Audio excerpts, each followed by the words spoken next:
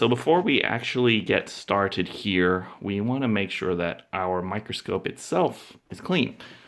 First thing, let's have a look at our objective lens, and we want to make sure that primarily the 100 times magnification here is clean of oil, because we don't want to drag oil through our slide as we're looking through the objectives.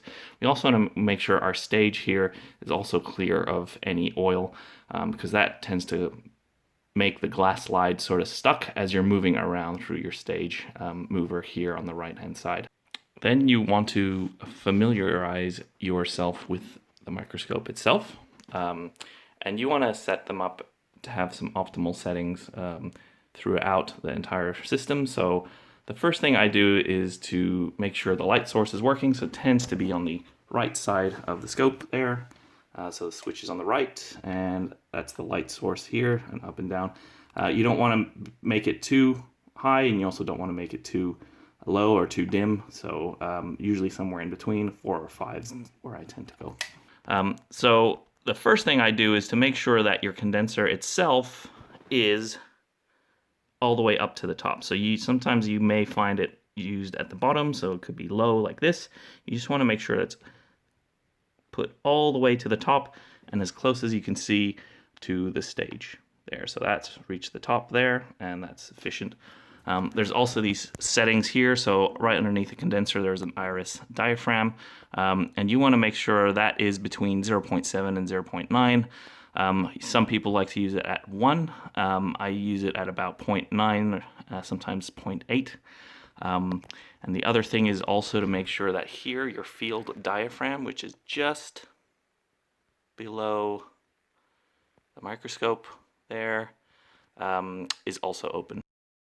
So your field diaphragm here, let me turn on the light source and you can sort of see it a lot easier once the light has been switched on. So there we go. That's the field diaphragm. You can sort of, some microscopes may have this, some may not. So you can open and close it. So that's closing it completely. So there's not a lot of light.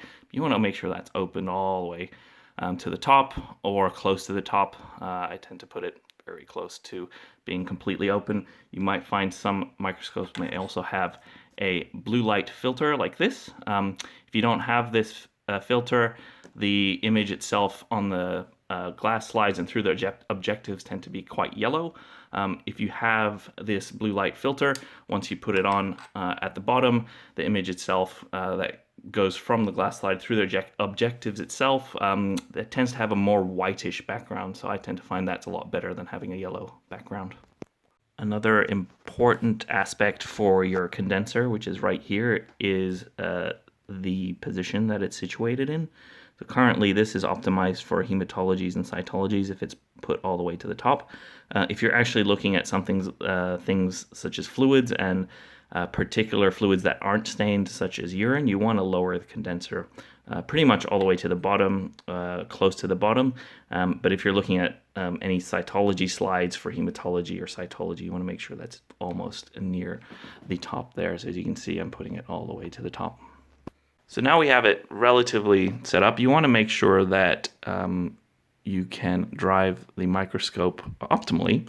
So you want to make sure you know where all the controls are for this particular microscope. So looking down on it, you have your eyepieces, and you can see these binocular eyepieces. You can separate them, and you can move them around, and then you can actually change the interocular distance between the two, so it matches the distance of between your two eyes itself. Once you've completed that, you want to make sure you start at 4x magnification or the lowest magnification. You want to make sure you have your controls ready on one hand. So I tend to drive with my right hand. So my right hand uses the stage mover here. So you can see the stage is moving back and forward, side to side. So I tend to use my right hand for stage moving. And I'm lucky enough that my focus knobs on this microscope are to the left-hand side. You've set up your microscope and you're familiar with your controls and how you should be driving the slide.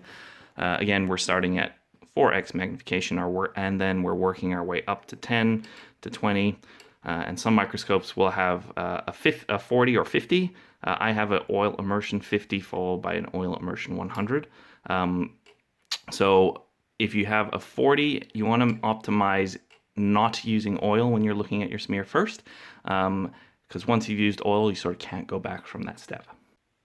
So I have a blood smear here that I prepared earlier, and before we even get started on putting that blood smear on the microscope stage, I find it's very useful to actually cover slip it first. So you want to make sure that you cover slip the entire slide before you even get started, even when you're looking at low power magnification. So all I do is I tend to use a drop of oil on the slide, and then I take one of these small glass cover slips and I just place it very gently on the top and let the oil settle and disperse throughout the smear. So the oil is only underneath that glass cover slip. There's no oil above it. So now we can get started. So we have our slide ready. So now what we want to do is put it on our stage. You want to make sure that the entire slide's under stage and it's locked in with this arm on the side. And you can easily drive and it doesn't seem to get stuck. And from here, I'll show you how to drive optimally to assess the blood smear. The main reason that I put a cover slip on is that it is actually quite optimized. The microscope's actually optimized for the light actually go through the cover slip, especially at higher power magnification. Starting at, usually I find it really gets optimized from 20x magnification upwards. So anything from 20 upwards, the cover slip, it's really optimized.